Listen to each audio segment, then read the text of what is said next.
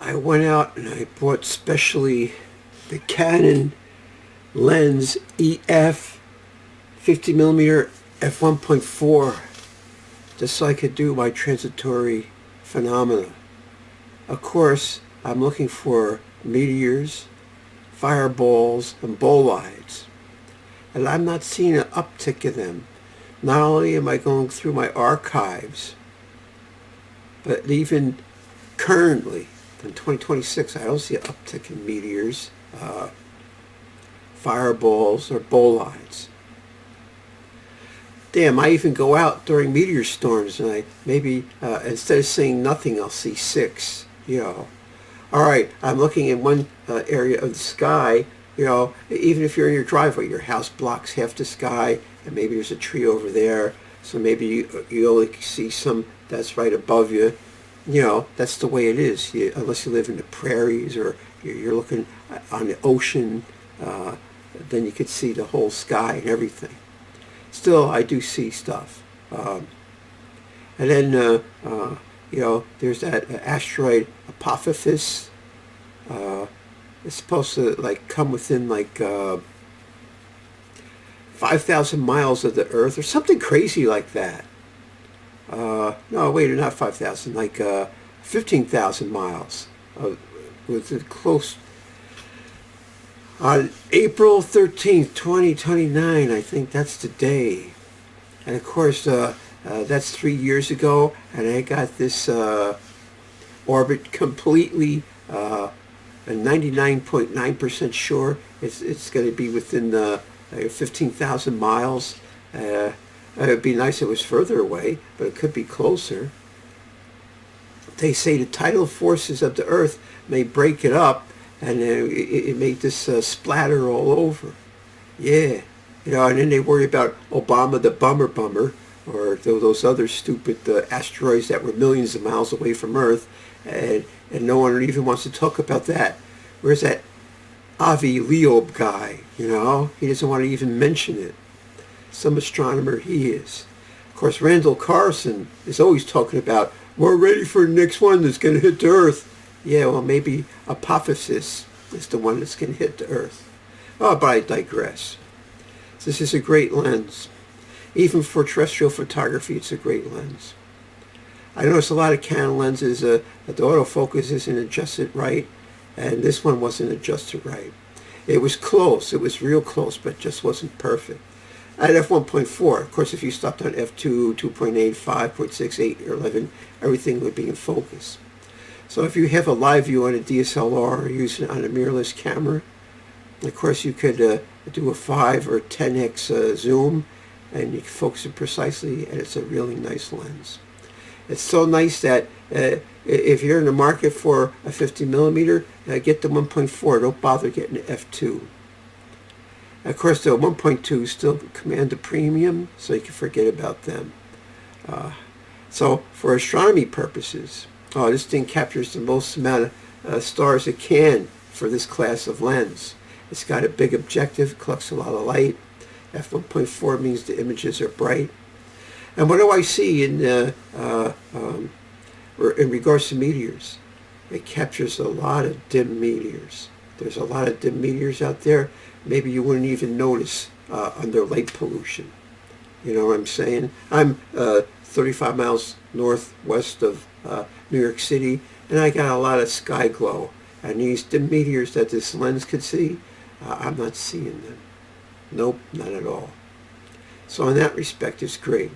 I guess what I'm going to have to do is I'm going to have to actually do some work and cut and paste out these dim meteors just to show you, if I go out for an hour, 90 minutes, you can see these dim meteors.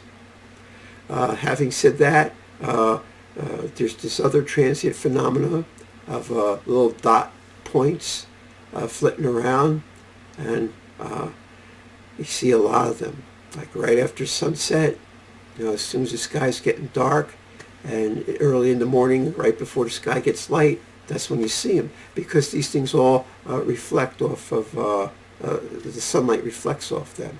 That's why you see them all. And there's a ton of stuff up there. Well, I'm going to post like a 30-minute video from like 2020, 2016. I'm going to post a video from 2016, and you're going to see that in that half hour, there's 5 airplanes and nothing else. Nothing else. No satellites, no meteors, no nothing. I mean, I have the data. I have the archive data. I have the data set of, all right, sometimes I point the camera east, sometimes I point it west, sometimes I point it up, sometimes I point it south. So I'm not always looking at the same area of the sky. And I just don't see, a lot of meteors. Oh yeah, in a half hour maybe I caught one, and 5 airplanes. This is 2026, and so I'm still looking for meteors. But instead, I find this other transient phenomena, satellites in low Earth orbit.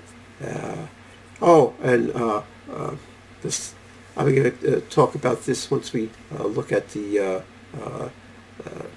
actual sky, which we're going to do right now. So what is this important thing I want to talk about? Well, it involves Elon Musk and Starlink, which I think a lot of these transient phenomena we see are. I made a joke saying that all these Starlink's satellites are part of a big AI, and they communicate with each other and solve problems, right, and sort through data, and they beam the data back to Earth for people to use, right? So you don't think that all this energy from these satellites is beaming towards the Earth, and it's hitting everything, people, animals, plants, and who say we're not sensitive to it? It may be below a conscious level of recognition, but maybe your subconscious could utilize it somehow. Sort of like Forbidden Planet and The Great Machine. And what do we see happening? People are going crazy. They're stabbing each other. They just bludgeon each other. There's mass shootings, along with wars and everything else, and all sorts of perversions and anything you can imagine. And you know what that is? Monsters from the id. Who's to say? But it's true because I read it. Elon Musk wants to turn Starlink into some AI. They're going to start launching specialized AI satellites. And it's not just be one. It's not going to be one giant computer in space. It's going to be distributed amongst all the satellites. And all right, you could send and receive messages on your cell phone and watch videos with these Starlink satellites, and they're always talking about latency, that there's got to be enough of these satellites flitting around that there's no blind spots. So I say there's going to be unintended consequences from this. No one's thought this out to its ultimate conclusion. But putting that aside, look at all these things flitting around. This is the night of July the 8th. Now this is like 9:30 to 10 or something like that. And this was the sweet spot where you could see all the satellites because sunlight was reflecting off them. Look at them all. Oh, this is a 2x fast forward. This is actually was a 15-minute segment, but since I 2x it's like 9x or so, 9 minutes or something like that. I just did that for brevity.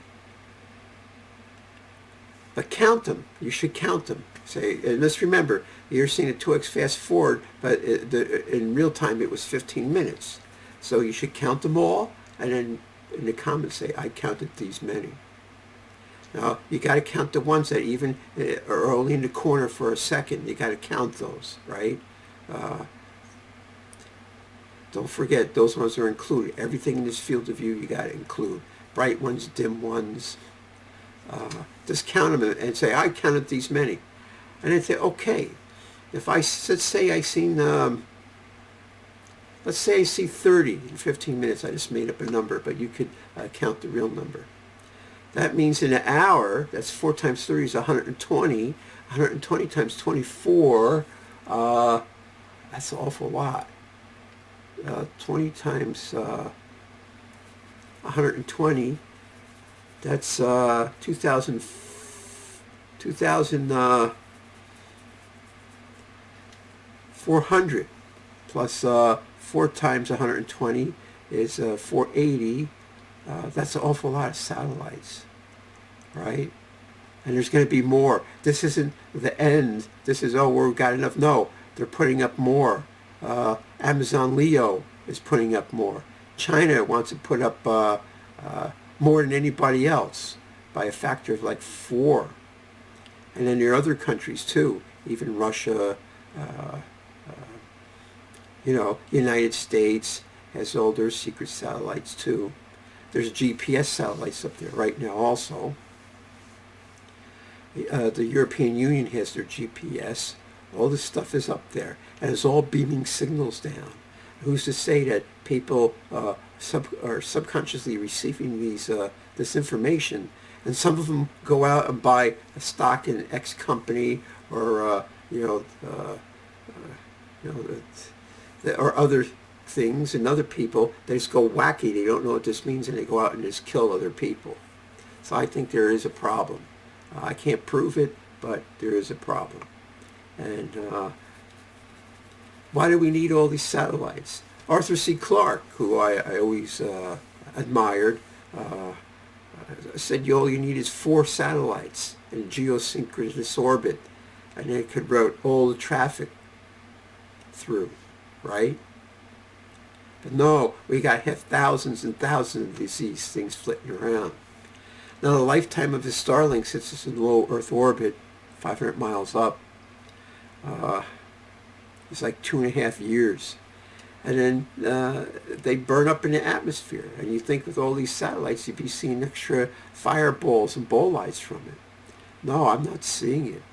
I mean, they say like a bolide is like maybe a pebble, right? But these things, the earliest ones were like 500 pounds, and the new ones are like 1,500 pounds. So you think when something like that burns up, that must be like really nice looking, But nope, I'm not seeing that. Not at all. I'm still worried about Apophis, which is supposed to become within 15,000 miles of the Earth on April 13th, 2029. And none of the pundits are talking about it. You don't hear Avi Loeb talking about it. You think Randall Carlson is always talking about the giant meteor we're due, and he think he would jump on that bandwagon, and but at the end of the world, you want to be one of the lords of the last, in quotation marks, last days of the earth, right? So you want to be one of those lords. Let the populace pretend that everything's okay until the meteor hits, and then we get a big reset. Apophis may be a pile of rubble that's a loose conglomerate, and when it comes that close to the Earth, it may break up, and then some of it might hit the Earth. And then, well, we're going to find out. We're only talking like less than 3 years away, so I don't want to scare anybody, but